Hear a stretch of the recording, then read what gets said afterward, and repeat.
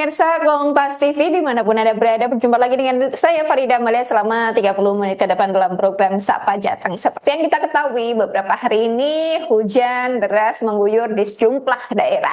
Dan hujan pastinya juga menyisakan banjir. Bahkan hingga saat ini banjir masih merendam sejumlah daerah seperti yang ada di Kendal, Pati, Jepara, Kudus, dan Pekalongan. Dan untuk mengetahui lebih detail terkait dengan banjir dan penanganannya, kita akan berbincang dengan Prof. Wiwi selaku pakar perencanaan wilayah kota dari Undip, dan kita akan sebelum mengetahui penanganannya bagaimana, kita akan membahas dulu permasalahannya di mana. Apa kabar nih, Prof? Alhamdulillah, kabar baik. Terima kasih untuk undangannya.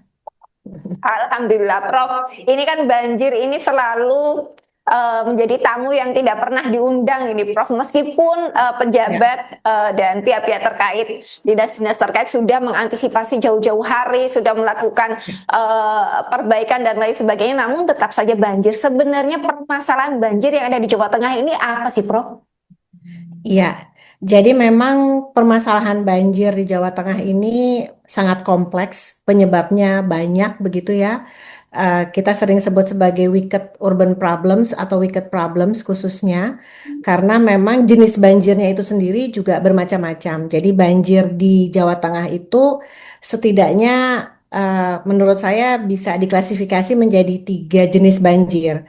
Kalau di wilayah pesisir ada banjir rob, karena kenaikan muka laut yang juga diperparah dengan penurunan tanah ya, land subsidence. Kemudian ada banjir karena kegagalan drainase atau bahasa kerennya banjir pluvial. Ada banjir karena aliran sungai yang tidak mampu menahan air, jadi luapan air sungai itu atau banjir fluvial. Nah, di Jawa Tengah ini terjadi tiga jenis banjir ini yang kemudian kadang menjadi, bukan kadang, seringkali menjadi sangat parah karena datang secara bersamaan karena ada kerusakan atau perubahan guna lahan di hulu karena drainase perkotaan yang tidak siap, plus juga ketika pasang. Nah, ini yang kemudian memperparah kondisi banjir yang terjadi di banyak wilayah di Jawa Tengah.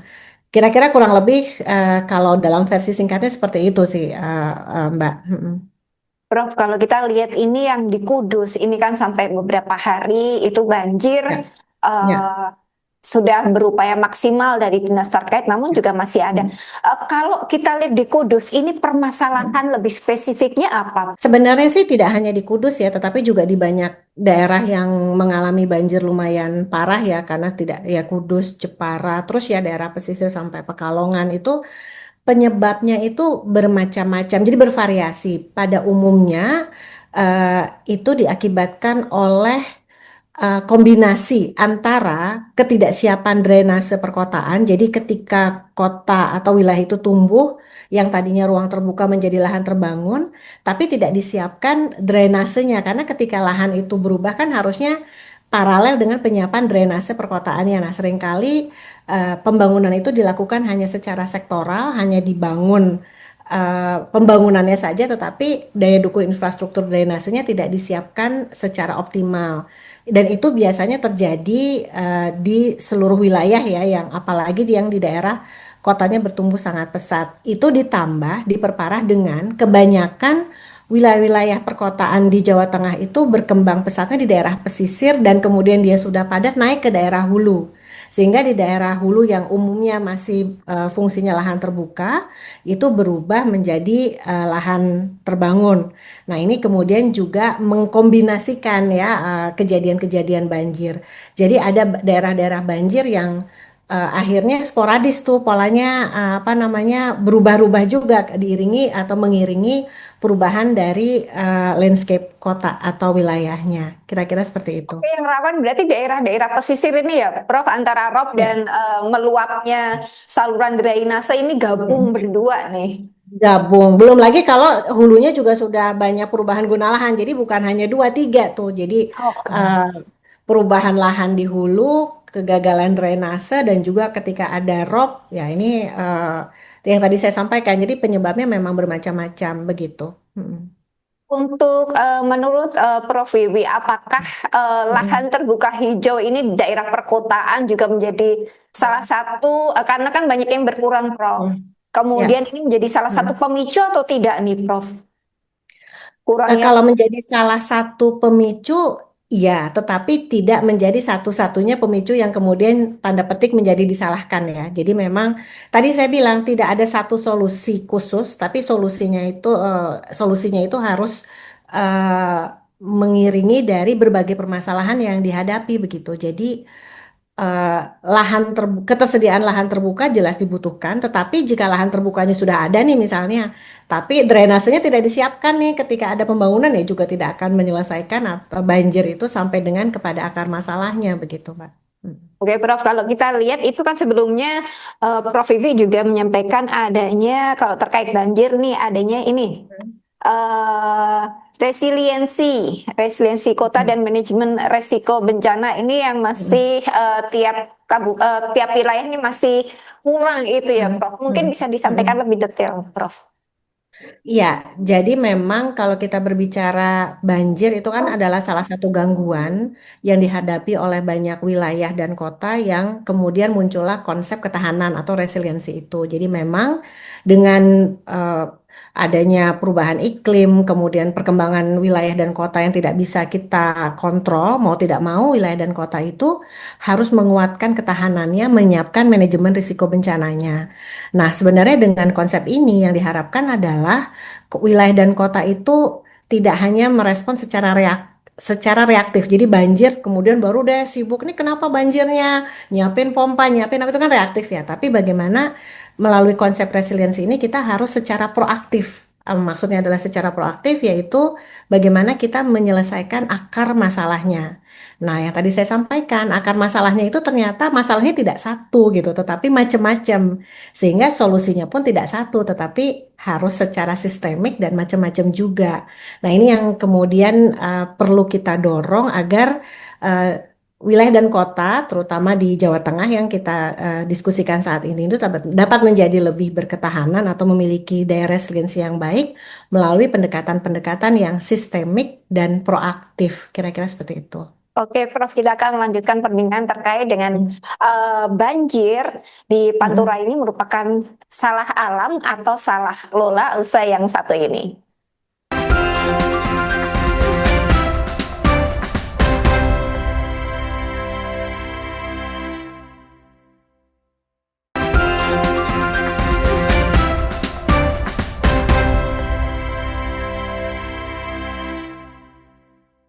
Ya pemirsa Siap. Kompas TV masih bersama kami dan Prof Ibi terkait dengan penanganan banjir yang ada di Jawa Tengah. Ini apakah karena salah alam, salah cuaca, atau salah kelola? Prof, ini Mm. terkait dengan banjir yang ada di Jawa Tengah. Ini tidak hanya satu wilayah, tapi ada beberapa, ada Pekalongan, ada Pati, kemudian ada Kudus, ada Kendal. Ini bagaimana, Prof? Ini apakah karena cuacanya ada siklon, bibit siklon tropis, atau karena Mm. alamnya hujannya yang terlalu deras, atau memang mungkin tata kelolanya yang belum maksimal? Ini bagaimana, Prof? Ya. Yang pasti kontribusi dari hal-hal yang tadi disebutkan jelas ada ya. Jadi memang karena ada perubahan iklim, kemudian ada siklus yang berubah. Siklus itu juga disebabkan oleh kegiatan manusia yang terus berkembang. Dan menurut saya juga persoalan yang paling mendasar backbone-nya itu adalah persoalan tata kelola. Mengapa saya sebutkan tata kelola sebagai salah satu persoalan mendasar? Karena kita bicara masalah banjir ini masalah multisektor, disiplin juga yang harus kita hadapi bersama dan membutuhkan solusi sistemik yang dilakukan bersama oleh banyak pihak sehingga persoalan tata kelola ini menjadi salah satu kunci penyelesaian masalah banjir di Jawa Tengah, Mbak. Hmm. Oke, kalau kita lihat kalau yang di Kendal, ini apakah ada pengaruh dari Sungai Bodri gitu, Prof? Ya, Ya. jadi kalau di Kendal ini memang persoalan yang cukup apa namanya cukup kompleks dalam arti penyebab banjir itu memang juga terjadi karena ada perubahan guna lahan itu sudah pasti dan juga karena memang di wilayah Kendal itu kan dia sebagian ada di wilayah Bodrikuto, sebagian juga ada di wilayah Jeratun Seluna ya. Nah, itu termasuk wilayah yang memang mengalami perubahan guna lahan cukup signifikan. Kalau saya cek dari riset yang kami lakukan itu perubahan guna lahannya itu rata-rata per tahunnya bisa melampaui lebih dari 15% begitu. Maksudnya itu dari lahan terbuka menjadi lahan terbangun. Nah, ini apabila tidak diiringi dengan koordinasi untuk penyiapan drainase yang baik, kemudian ketika ada perubahan guna lahan itu juga diiringi dengan penyiapan eh, manajemen pengelolaan aliran air dan banjirnya.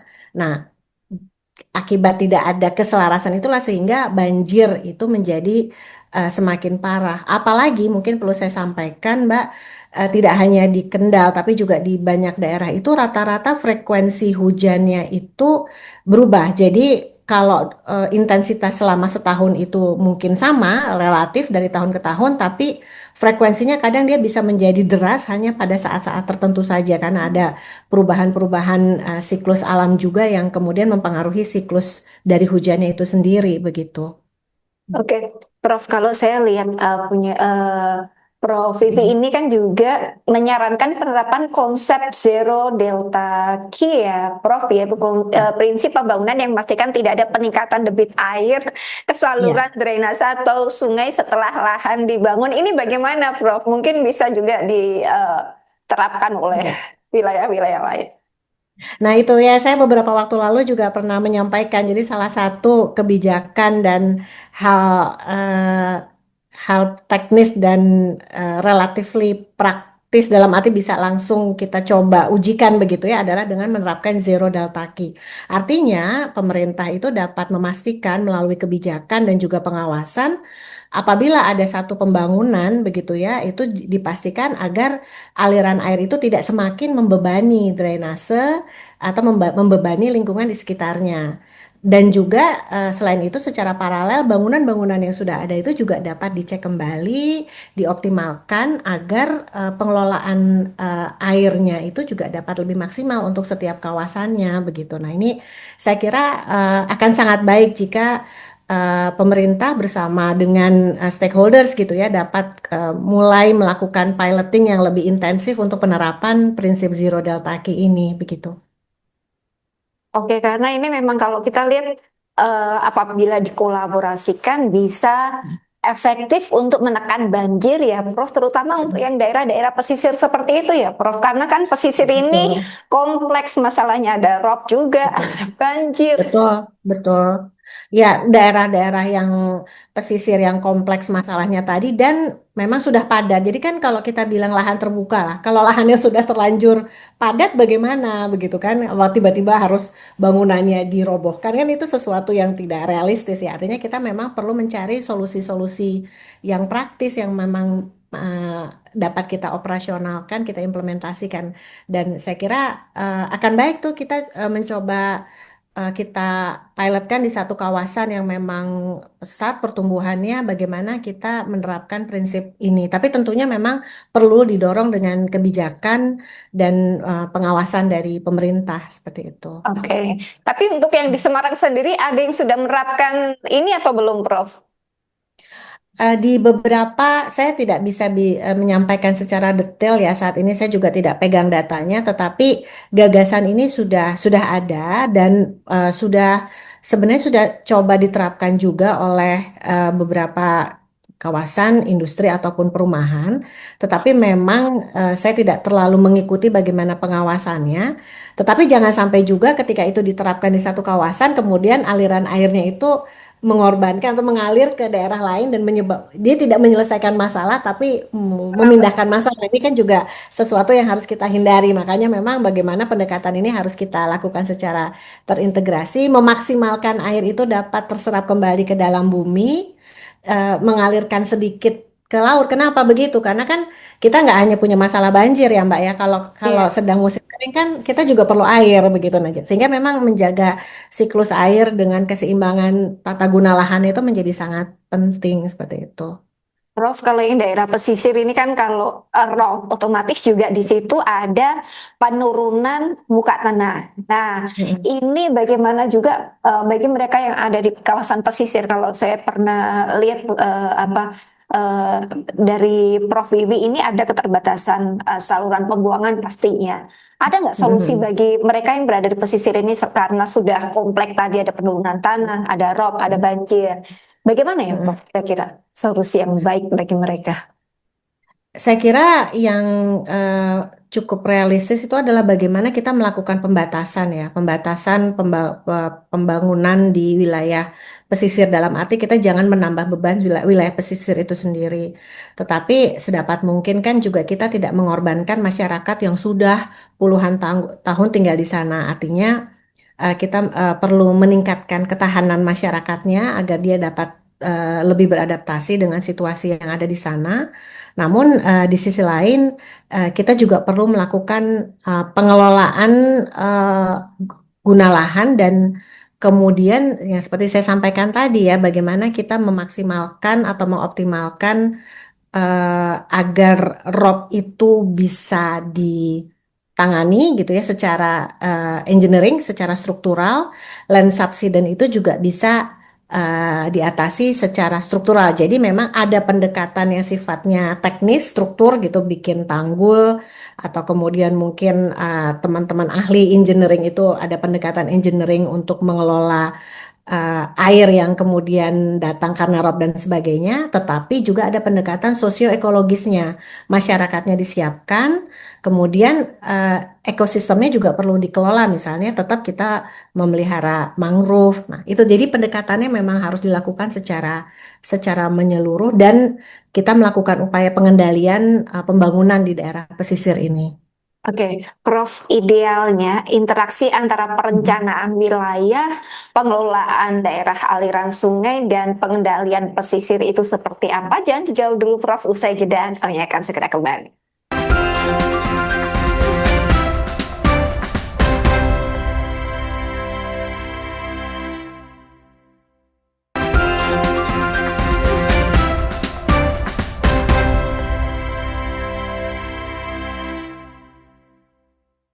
Ya pemirsa Mhm. Kompas TV masih bersama kami dan Prof Bibi kita akan bahas terkait dengan banjir. Jadi banjir ini salah alam, salah cuaca atau salah kelola. Prof, tadi sebelumnya kita membahas terkait dengan idealnya integrasi antara perencanaan wilayah, kemudian pengelolaan daerah aliran sungai dan pengendalian pesisir. Ini kan menjadi masalah sebenarnya masalah yang kompleks ya, Prof. Untuk Mhm. menyelesaikannya pun mungkin tidak bisa dalam satu dua kali, tapi Mhm. harus bertahap. Ini bagaimana, Prof? Menurut Ya. Prof Wiwi? Ya. Salah satu hal penting yang ingin saya highlight ya pada kesempatan ini adalah begini.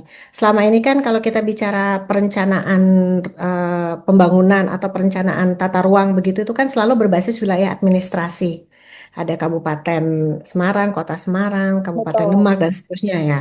Sementara air itu kan tidak mengenal wilayah administrasi. Dia mengalir dari tempat yang tinggi ke tempat yang rendah. Kita punya das ya. Jadi saya kira salah satu tantangan yang harus dihadapi itu adalah bagaimana tata kelola ini bisa memadu padankan antara rencana pembangunan yang berbasis administrasi tadi dengan perencanaan berbasis ecoregionnya atau berbasis dasnya. Nah, ini saya kira salah satu kunci tata kelola yang perlu kita benahi bersama. Jangan sampai dengan adanya era desentralisasi ini masing-masing pemerintah daerah memiliki otonomi untuk pengelolaan wilayah, tetapi tidak melihat secara ecoregionnya begitu. Karena itu tadi apa namanya satu das itu kan bisa terdiri dari beberapa kabupaten kota. Nah, ini bagaimana nih kerjasama antar daerahnya?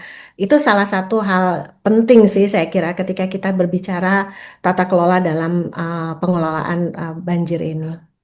Kalau terkait dengan daerah Jeratun tadi, bagaimana, Prof? Banjir yang daerah Jeratun? Ya, jadi kalau Jeratun Seluna itu kan termasuk daerah yang paling pesat ya pembangunannya karena di situ ada Kota Semarang, Kedung Sepur itu kan masuknya di Jeratun Seluna. Iya. Dan kita ketahui bersama pesisirnya Jeratun Seluna itu sudah overload lah kalau boleh dibilang ya. Ada Kota Semarang, kemudian Demak itu kan semuanya masuk dalam wilayah Jeratun Seluna. Nah, wilayah Jeratun Seluna ini merupakan salah satu wilayah strategis yang harapannya bisa dijadikan pilot sih bagaimana kita dapat mengelola wilayah itu tidak semata-mata berbasis wilayah administrasi, tapi bagaimana kita betul-betul melihat dari hulu sampai dengan hilirnya. Bayangkan kalau kita bicara Kota Semarang ya mungkin hulunya itu kan sebagian besar adanya di let's say di Kabupaten Semarang gitu, ada yang di Kabupaten Demak juga. Nah, itu apa yang terjadi di Kabupaten Semarang, kemudian air mengalir itu dampaknya sampai di Kota Semarang sehingga misalnya kenapa di daerah Mangkang dan sekitarnya itu banjirnya makin parah ya karena daerah hulunya sudah ada perubahan guna lahan, sedimentasinya tinggi sehingga kita ketemu masalah sedimentasi yang semakin tinggi pula di sungai, kapasitas sungainya semakin kecil. Nah, hal-hal seperti itulah yang saya kira memang perlu adanya kerjasama dan kehati-hatian bagaimana salah satunya ya dari sekian banyak persoalan tuh pengelolaan dan kerjasama untuk menata kawasan itu betul-betul terintegrasi dari hulu sampai dengan hilir begitu. Kalau Iya. bicara itu beda lagi dengan masalah rob ya, itu hanya menyelesaikan satu jenis banjir tadi gitu. Makanya tadi kenapa pesisir Jawa Tengah itu menjadi bebannya tinggi karena jenis banjirnya pun bermacam-macam gitu kira-kira Mbak. Oke, tadi disebutkan ada 3 ya, Prof ya jenis Ya. banjirnya ya. Dari yang paling kompleks ini daerah pesisir nih, ada rob, ada banjir, Ya, kemudian penurunan muka tanah. Semoga saja betul. dengan apa yang disampaikan oleh Prof ini didengar oleh para pejabat terkait sehingga juga bisa duduk bersama untuk menyelesaikan banjir supaya tidak berulang. Karena kalau Betul. banjir ini seperti yang tadi disampaikan oleh Prof Iwi, tidak ada wilayah administrasinya, gitu ya, Prof Ya, ya. ya, Prof, ya. solusi apa yang paling realistis dan berkelanjutan untuk penanganan banjir Pantura nih, Prof? Apakah semua ini kan kalau tadi disampaikan berarti semua pihak harus duduk bersama menyelesaikan Ya, mengurai benang kusut terkait dengan banjir dari hulu dan hilirnya sampai hilir. ya, ya. Memang solusinya jelas juga kompleks. Kata kuncinya adalah konsistensi dan sistemik. Jadi bagaimana kita konsisten secara sistemik artinya bersama itu menyelesaikan masalahnya tidak secara sektoral begitu. Jadi teman-teman di PU tidak akan bisa menyelesaikan hanya dengan membangun normalisasi sungai saja kalau misalnya teman-teman di kehutanan yang bagian hulunya tidak melakukan pengelolaan perlindungan di kawasan hulunya. Misalnya kita mau bangun apa namanya tanggul tidak akan banyak bermanfaat kalau guna lahan di sekitarnya itu tidak dikelola melalui rencana detail tata ruang yang kemudian diawasi juga pemanfaatannya. Nah, sehingga tadi saya bilang bagaimana kita bisa secara konsisten bekerja bersama. Tanpa itu, saya kira persoalan banjir di wilayah Jawa Tengah ini tidak akan tuntas tas, tetapi lebih hanya memindahkan, oh banjir di sini selesai, tapi sebenarnya memindahkan banjir ke wilayah lain, atau itu hanya masalah yang diselesaikan sementara, oh masalah banjirnya selesai 1, 2, 3 tahun, tapi nanti di tahun keempat, kelima, dan seterusnya bisa jadi ada banjir lagi. Nah ini memang prasyarat yang berat, Mbak. Jadi memang harus konsisten dan dilakukan bersama. Jika tidak, ya itu tadi, kita tidak bisa menyelesaikan persoalan ini secara menyeluruh sampai dengan ke akar masalahnya.